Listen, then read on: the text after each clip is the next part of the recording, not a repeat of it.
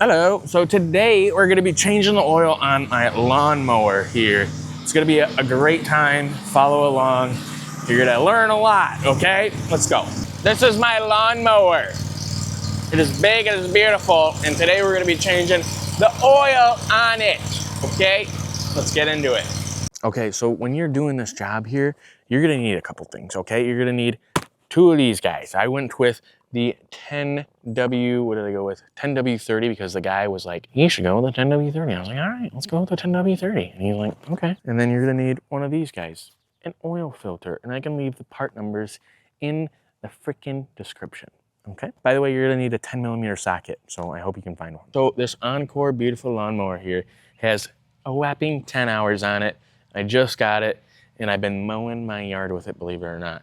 And today we're gonna do the first service. I actually looked it up. I was supposed to do it at 8 hours, and we're doing it at 10 hours because I didn't realize it was supposed to be done at 8, and now it's 10, and now we're 2 hours over. So that's fine. I think it's gonna be okay. So I already let this motor run for like 5 minutes straight, wide open throttle. Just kidding, it wasn't wide open throttle. It was like half throttle or something like that. This is the FX921V motor, Kawasaki. Freaking Kawasaki. Anyway, this thing's freaking hot. So what I did today, and this is gonna be the tip of the day, is I went to O'Reilly's. You could probably go to any auto parts store and you can pick up some 7/16 fuel line. Yep, not for fuel, it says. Anyway, so I'm gonna show you exactly what I'm gonna do with this hose. You can get the hose or you cannot get the hose, it's up to you. I got the hose. If we're looking at the motor from right here, if you go down into here, and right here, if we can focus on that, you can see that little screw petcock looking deal right there. That's where your oil drains from, right there. Beautiful. So if you can see that, there is a little nipple on the bottom of it. So what we're gonna do is just put this little hose right here on the bottom of that nipple, and the oil theoretically should drain down this hose and into our little pan that we have. It'll be very easy, and it'll be a lot less of a mess than it would be just letting the oil come out of there and drip all over everything, okay? So that's enough talk, let's get this hose on. And 7/16 is nice and tight around the nipple. Okay, and that's what we want. We don't want the oil leaking out of our nipple, okay? There it is. We have this nice hose that we can drain out of into a pan, not onto the ground, because the environmentalists wouldn't like that. All right, so I got this Harbor Freight drain oil pan deal thing here, and I paid $19.99 for it. It's a beautiful unit. Now all of our oil should theoretically drain right here, and it'll be beautiful. It shall be very nice and clean. All right, so next thing we're gonna need is a 10mm socket here, and my little helper here has got that. So we're gonna take that from her, and we're gonna unscrew our petcock. Are you cool with that? Okay. So now that we got our 10mm socket safely secured in our hands, we're gonna take it and we're gonna put it on here, our petcock down here, and then put our ratchet on here as well. Make sure it's on the off position. We now have oil draining down here, and nice hot oil, gorgeous, without the mess.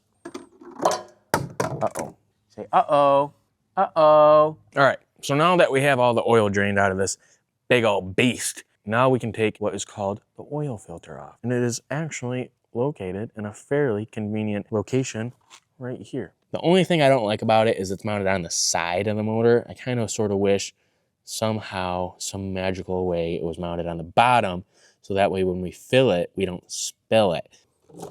Let's see if we can get it off by hand without burning ourselves. It's coming. See how messy this gets. So we're gonna have a little bit of a mess. All right, so all of our oil should be out of this motor by now. Now that we got our oil filter off and we've drained the oil. So now what we're gonna do is just tighten up our petcock, and so when we put new oil in, it doesn't leak out. So let's do that. All right, it's all tightened up. Beautiful. we're done with our 10mm ratchet. So what I'm gonna do before we put the oil filter back on is I have some napkins, and I'm just gonna go down here and I'm gonna clean up all of the oil that spilled out when we took the oil filter off. Just sop it up. I know that I should have grabbed some rags, but I've come ill prepared, and I just so happen to have this stack of napkins in the barn. So this is what we're using. You should get some rags. Ow, that's hot. Beautiful. Now we can put our oil filter back on. Okay, so what I like to do, and what you should like to do too, is take some of your oil and dump it just a little bit into this oil filter and get it all kind of lubed up. So you're not starting the motor with a dry oil filter. And that'll probably do absolutely nothing for the life of your mower, but somebody once told me that you should do that, so I just do it, okay? We're gonna take our oil filter and we're gonna put it right back on where it used to go. By the way, this is the new one. I'm not putting the old one back on. Twisting, we are twisting, we are twisting things. We are hand tightening. We are tightening by hand so that we can get it off by hand next time we change the oil. Wonderful. Again, take our napkins here and clean up all the oil that we can with napkins. This would help a lot better if we had actual rags, but we don't. We don't have rags, so we're using napkins, kitchen table napkins. Sometimes you just gotta work with what you have, or just go to the store and buy it. So the next step is to start your motor. I'm just kidding. Don't start your freaking motor right now, okay? We're not ready for that part. The FX921V takes exactly 1.9 liters, and I just so happen to have 2 liters here, so I'm gonna put 2 liters in, okay?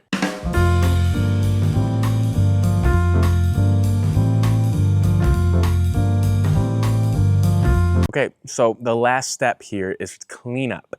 You wanna make sure that you put your oil in a safe freaking place, like your neighbor's garden, or your neighbor's flowers, or your neighbor's septic field, or something along the lines of that. Now we are all done with this oil change. We have a beautiful new fresh oil change on our lawnmower, our FX921V motor, and you should be good for like another few hours. So enjoy. Thank you guys for watching, and we'll see you in the next one. Have a great day. Bye.